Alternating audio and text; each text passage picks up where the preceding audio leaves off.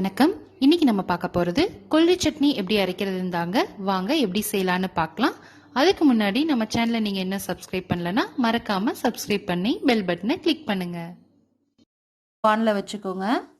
அதில் 1 ஸ்பூன் கடலைப்பருப்பு போட்டுக்கோங்க, 1 ஸ்பூன் கொத்தமல்லி, 1/2 ஸ்பூன் சீரகம் எல்லாத்தையும் போட்டு நல்லா வறுத்து விடுங்க. அடுத்து ஒரு 7-8 காஞ்ச மிளகா போட்டுக்கலாம்.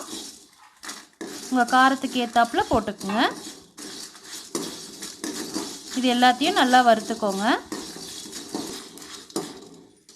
இப்படி நல்லா வறுத்தோன்னே இதை தலையை எடுத்து வச்சுக்கலாம்.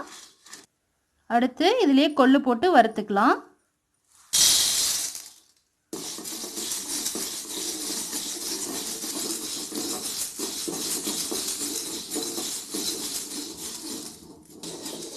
கொள்ளை நல்லா வறுத்தோன்னே நம்ம எடுத்து வச்சிடலாம். இப்போது வானலில் எண்ணெய் ஊற்றிக்கோங்க.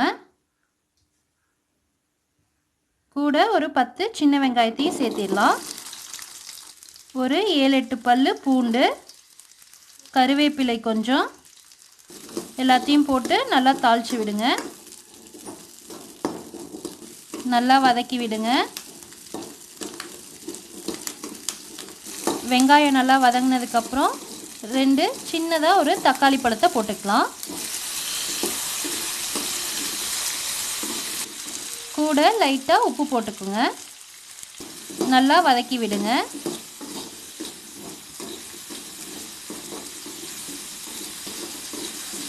தக்காளி இது மாதிரி நல்லா வதங்கினோன்னே ஒரு சின்ன சைஸ் புளி போட்டுக்கலாம். இந்த அளவு போட்டுக்குங்க. போட்டு ரொம்பலாம் அடுப்பு ஆனில் வச்சுருக்க வேணாம், உடனே ஆஃப் பண்ணிடுங்க.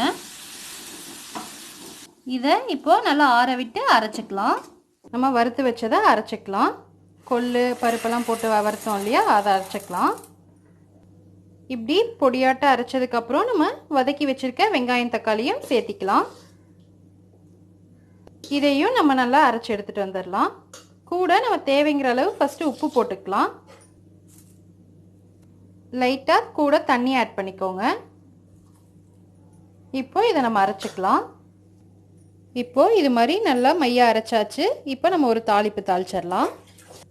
இப்போ ஒரு வானலில் எண்ணெய் ஊற்றிக்கோங்க. எண்ணெய் காஞ்சோன்னே கடுகு போட்டுக்கலாம். இப்போது கடுகு வெடித்தோன்னே கருவேப்பிலையை போட்டுடலாம். இப்போ இதை நம்ம சட்னியில் போட்டுக்கலாம். இப்போது நம்ம கொள்ளு சட்னி ரொம்பவே சூப்பராக ரெடி ஆயிருச்சு. இதை வெயிட் லாஸ் பண்ணணும்னு நினைக்கிறவங்க அடிக்கடி எடுத்துக்கலாம். இது சாப்பாடு, இட்லி, தோசை எல்லாத்துக்கூடையும் சேர்த்திக்கலாம். நம்ம வீடியோ உங்களுக்கு பிடிச்சிருந்தா மறக்காமல் லைக் பண்ணுங்கள், ஷேர் பண்ணுங்கள், சப்ஸ்கிரைப் பண்ணுங்கள்.